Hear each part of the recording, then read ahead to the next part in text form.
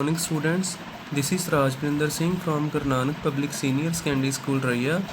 ਬੱਚਿਓ ਆਪਾਂ ਕਲਾਸ 12 ਦੀ ਇੰਗਲਿਸ਼ ਕਰਦੇ ਪਏ ਹਾਂ। ਬੁੱਕ ਦਾ ਨਾਮ ਹੈਗਾ ਆ rainbow of English. Intensive study ਦਾ ਆਪਾਂ ਚੈਪਟਰ ਪੜ੍ਹਦੇ ਪਏ ਹਾਂ thinking out of the box literal thinking. ਤੇ ਤੁਹਾਨੂੰ ਲਾਸਟ ਜੋ ਆਪਾਂ ਕੀਤਾ ਥੋੜਾ ਕੁ ਦੱਸ ਦਿੰਦਾ ਵਾ। ਕਿਸਾਨ ਆ ਕਰਜ਼ਦਾਰ ਆ, ਉਹਨੇ ਕਿਸੇ ਸ਼ਾਹੂਕਾਰ ਕੋਲੋਂ ਕਰਜ਼ ਲਿਆ ਵਾ। ਸ਼ਾਹੂਕਾਰ ਨੇ ਸ਼ਰਤਾਂ ਰੱਖ ਦਿੱਤੀਆਂ ਵਾ। ਉਹ ਕਹਿੰਦਾ ਵਾ ਜਾਂ ਤਾਂ ਕਰਜ਼ ਮਾਫ ਕਰਨਾ ਪੈਣਾ ਜਾਂ ਤਾਂ ਉਹਦੀ ਮੈਰਿਜ ਜਿਹੜੀ ਆ ਉਹਦੀ ਡਾਟਰ ਨਾਲ ਕਰਾਉਣੀ ਪੈਣੀ ਆ ਫਾਰਮਰ ਦੀ ਨਾਲ। ਹੁਣ ਕਿਸਾਨ ਤੇ ਡਾਟਰ ਦੋਨੋਂ ਕਾਫੀ ਦੁਖੀ ਹੋ ਗਏ ਇਹ ਪ੍ਰਪੋਜ਼ਲ ਸੁਣ ਕੇ। ਹੁਣ ਉਹਨੇ ਕੀ ਆ ਇੱਕ ਗੇਮ ਖੇਡਣੀ ਇਹਨਾਂ ਦੇ ਨਾਲ। ਉਹ ਕਹਿੰਦਾ ਵਾ ਵੀ ਮੈਂ 2 ਕੰਕਰ ਚੁੱਕੂੰਗਾ ਤੇ ਲੜਕੀ ਨੂੰ ਕਹੂੰਗਾ ਉਹਨਾਂ ਵਿੱਚੋਂ ਇੱਕ ਕੰਕਰ ਪੋਟਲੀ ਵਿੱਚ ਪਾ ਦੂੰਗਾ। ਉਸ ਪੋਟਲੀ ਵਿੱਚੋਂ ਇੱਕ ਕੰਕਰ ਕੱਢਣਾ। ਜੇ ਤੇ ਬਲੈਕ ਆ ਗਿਆ, ਬਲੈਕ ਕਲਰ ਦਾ ਕੰਕਰ ਆ ਗਿਆ, ਪੈਬਲ ਕੰਕਰ ਨੂੰ ਹੀ ਕਹਿੰਦੇ ਆ, ਤੇ ਲੜਕੀ ਨੂੰ ਉਸ ਸ਼ਾਹੂਕਾਰ ਨਾਲ ਵਿਆਹ ਕਰਾਉਣਾ ਪਊਗਾ ਪਰ ਕਿਸਾਨ ਦਾ ਕਰਜ਼ ਮਾਫ ਹੋ ਜਾਊਗਾ। ਤੇ ਜੇਕਰ ਵਾਈਟ ਪੈਬਲ ਆ ਜਾਂਦਾ ਕਿਸਾਨ ਦਾ ਕਰਜ਼ ਵਾਈਟ ਨੇ ਵੀ ਮਾਫ ਕਰ ਦੇਣਾ ਵਾ ਪਰ ਫਿਰ ਲੜਕੀ ਨੂੰ ਵੀ ਮੈਰਿਜ ਨਹੀਂ ਕਰਾਉਣੀ ਪੈਣੀ। ਹੁਣ ਇਹੋ ਜਿਹੀਆਂ ਚੀਜ਼ਾਂ ਕੱਲ੍ਹ ਹੋਈਆਂ ਸੀ ਤੇ ਅੱਜ ਦਾ ਦਿਨ ਦੇਖਿਓ ਕੀ ਹੈ ਇਹ ਚੀਜ਼ ਅੱਗੇ story. They are standing on a pebble strewn path in the farmer's field. ਹੁਣ ਸਾਰੇ ਜਾਣੇ ਕੌਣ ਆ? ਕਿਸਾਨ, ਉਹਦੀ ਬੇਟੀ ਤੇ ਸ਼ਾਹੂਕਾਰ। ਉਹ ਉਸ ਜਗ੍ਹਾ 'ਤੇ ਖਲੋਤੇ ਆ, ਉਸ ਰਸਤੇ 'ਤੇ ਖਲੋਤੇ ਜਿੱਥੇ ਕੰਕਰ ਪਏ ਨੇ। As they talked the money lender bent over to pick up 2 ਪੈਬਲਸ।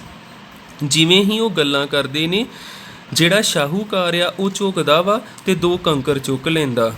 As he picked them up the sharp eyed girl noticed that he picked up 2 black pebbles. ਜਿੱਦਾਂ ਹੀ ਉਹ ਕੰਕਰ ਚੁੱਕਦਾ ਵਾ ਉਹ ਜਿਹੜੀ ਲੜਕੀ ਜਿੱਦਾਂ ਉਹਨਾਂ ਨੇ ਕਿਹਾ ਤੇਜ਼ ਅੱਖ ਵਾਲੀ ਲੜਕੀ, ਉਹ ਨੋਟਿਸ ਕਰ ਲੈਂਦੀ, ਦੇਖ ਲੈਂਦੀ ਆ ਵੀ ਉਹਨੇ ਦੋਵੇਂ ਬਲੈਕ ਪੈਬਲ ਹੀ ਚੁੱਕੇ ਆ, ਵਾਈਟ ਤੇ ਚੁੱਕਿਆ ਹੀ ਨਹੀਂ, ਤੇ ਦੋਨਾਂ ਨੂੰ ਬੈਗ ਵਿੱਚ ਪਾ ਦਿੱਤਾ। ਫਿਰ ਉਹ ਕੀ ਕਹਿੰਦਾ he then asked the girl, ਉਹ ਗਰਲ ਨੂੰ ਕੀ ਕਹਿੰਦਾ ਵਾ to pick a pebble from the bag, ਵੀ ਉਸ ਬੈਗ ਵਿੱਚੋਂ ਇੱਕ ਪੈਬਲ ਚੁੱਕ। Now imagine you are standing in the field, what would you have done if you had been the girl. ਹੁਣ ਉਹਨਾਂ ਨੇ ਕਿਹਾ ਵੀ ਇਮੈਜਿਨ ਕਰੋ ਤੁਸੀਂ ਉਸ ਖੇਤ ਜੇ ਵਿੱਚ ਹੁੰਨੇ ਜਿੱਥੇ ਕੰਕਰਾਂ ਵਾਲਾ ਰਸਤਾ ਜਿਹਾ ਵਾ, ਤੇ ਵਟ you wood have done if you had been the girl. ਅਤੇ ਤੁਸੀਂ ਕੀ ਕਰਦੇ ਵੀ ਜੇ ਤੁਸੀਂ ਉਹ ਲੜਕੀ ਦੀ ਜਗ੍ਹਾ 'ਤੇ ਹੁੰਨੇ, ਕਿਉਂਕਿ ਤੁਹਾਨੂੰ ਪਤਾ ਚੱਲ ਚੁੱਕਿਆ ਵੀ ਉਹਨੇ ਦੋਨੇ ਬਲੈਕ ਪੈਬਲ ਹੀ ਚੁੱਕੇ ਨੇ, ਵਾਈਟ 'ਤੇ ਚੁੱਕਿਆ ਹੀ ਨਹੀਂ। If you had to advise her what you have told her, ਜੇ ਤੁਹਾਨੂੰ ਕਿਹਾ ਜਾਵੇ ਉਸ ਲੜਕੀ ਨੂੰ ਸਲਾਹ ਦਿਓ ਤਾਂ ਤੁਸੀਂ ਉਹਨੂੰ ਕੀ ਕਹੋਗੇ। Careful analysis would produce 3 possibilities. ਇਹ ਮਤਲਬ 3 ਸੰਭਾਵਨਾਵਾਂ ਹੋ ਸਕਦੀਆਂ ਜੇਕਰ ਆਪਾਂ ਪੂਰਾ ਵਧੀਆ ਨਿਰੀਖਣ ਕਰੀਏ। The girl should refuse to take a pebble, ਲੜਕੀ ਕੰਕਰ ਨਾ ਚੁੱਕੇ। ਜਿੱਦਾਂ ਸ਼ਾਹੂਕਾਰ ਕਹਿੰਦਾ ਪਿਆ ਵੀ ਇਸ ਪੋਟਲੀ ਵਿੱਚੋਂ ਕੋਈ ਇੱਕ ਪੱਥਰ ਜਿਹਾ ਚੁੱਕ, ਤੇ ਲੜਕੀ ਨੂੰ ਤਾਂ ਪਤਾ ਇਹਨੇ ਦੋਵੇਂ ਬਲੈਕ ਹੀ ਪਾਏ ਆ, ਤੇ ਬਲੈਕ ਦਾ ਰਿਜ਼ਲਟ ਮਾੜਾ ਵੀ ਹੈਗਾ ਕਿਤੇ ਨਾ ਕਿਤੇ। ਇੱਕ ਤੇ ਹੋ ਸਕਦਾ ਵੀ ਉਹ ਲੜਕੀ ਪੱਥਰ ਨਾ ਚੁੱਕੇ। ਦੂਸਰਾ ਕੀ ਹੋ ਸਕਦਾ, the girl should show that there were 2 black pebbles in the bag and expose the money lender as a cheat. ਲੜਕੀ ਜਿਹੜੀ ਆ ਇਹ ਸਾਫ਼ ਕਰਦੇ ਵੀ ਥੈਲੇ ਵਿੱਚ 2 ਕਾਲੇ ਪੱਥਰ ਆ, ਤੇ ਜੇ ਉਹਦਾ ਜਿਹੜਾ ਪਰਦਾਫਾਸ਼ ਕਰਦੇ ਸ਼ਾਹੂਕਾਰ ਦਾ ਵੀ ਉਹ ਬੇਈਮਾਨੀ ਕਰਦਾ ਪਿਆ ਵਾ, ਧੋਖੇਬਾਜ਼ ਆ ਉਹ। ਜਾਂ ਤੇ ਆਂਦੇ ਇਹ ਪੋਸੀਬਿਲਿਟੀ ਹੋ ਸਕਦੀ।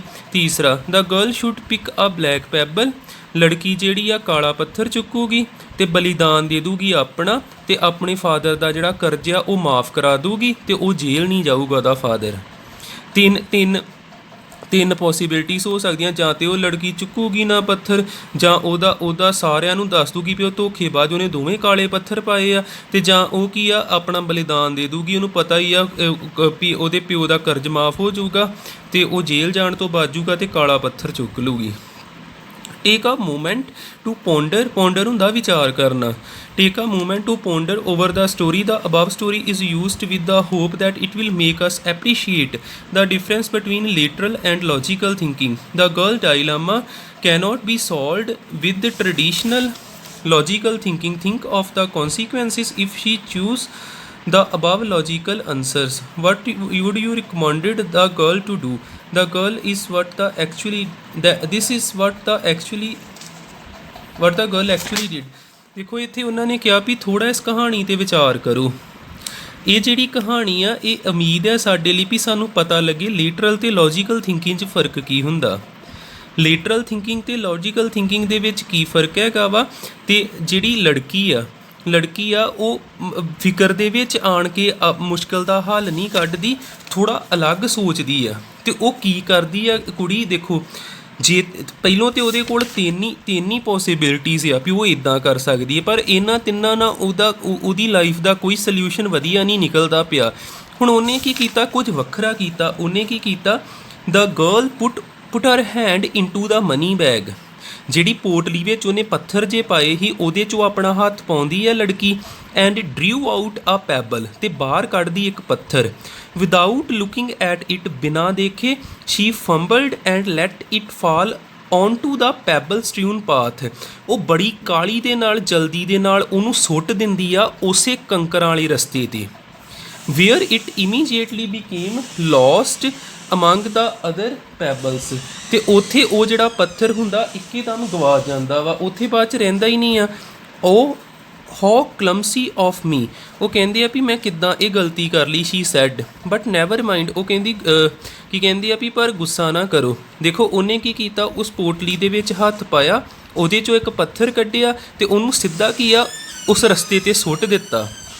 ਹੁਣ ਉਹ ਦੇਖਿਆ ਵੀ ਨਹੀਂ ਪੱਥਰ ਕਿਹੜੇ ਰੰਗ ਦਾ ਸੀ, ਤੇ ਫਿਰ ਉਹ ਇੱਕਦਮ ਨਾਟਕ ਕਰਦੀ ਆ ਵੀ ਮੇਰੇ ਕੋਲ ਗਲਤੀ ਕਿੱਦਾਂ ਹੋ ਗਈ ਹੈ। ਪਰ ਉਹ ਕਹਿੰਦੀ ਵੀ ਗੁੱਸਾ ਨਾ ਕਰੋ, if you look into the bag, ਕਹਿੰਦੀ ਵੀ ਜੇ ਤੁਸੀਂ ਬੈਗ ਵੱਲ ਦੇਖੋਗੇ, ਬੈਗ 'ਚ ਦੇਖੋਗੇ, ਜਿਹੜਾ ਵੀ ਬਚਿਆ ਹੋਊਗਾ ਤੇ ਤੁਹਾਨੂੰ ਪਤਾ ਲੱਗ ਜੂਗਾ ਵੀ ਮੈਂ ਕਿਹੜਾ ਪੱਥਰ ਚੁੱਕਿਆ ਸੀ।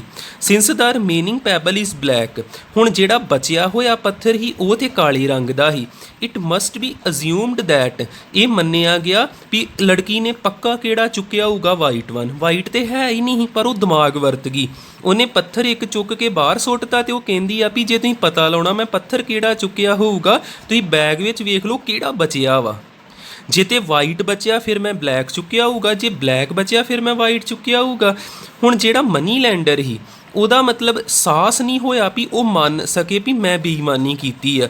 ਉਹਨੂੰ ਵੀ ਮੰਨਣਾ ਪਿਆ ਵੀ ਹਾਂ ਬੈਗ ਦੇ ਵਿੱਚ ਜਿਹੜਾ ਬਲੈਕ ਬਚਿਆ ਤੇ ਇਹਨੇ ਪੱਕਾ ਵਾਈਟ ਚੁੱਕਿਆ ਸੀ। ਤੇ ਇਸ ਕਰਕੇ ਜਿਹੜੀ ਇੰਪੋਸੀਬਲ ਸਿਚੁਏਸ਼ਨ ਬਣਦੀ ਪਈ ਸੀ ਉੱਥੇ, ਤੇ ਉਹਦੇ ਵਿੱਚ ਵੀ ਲੜਕੀ ਨੇ ਫਾਇਦਾ ਚੁੱਕ ਲਿਆ।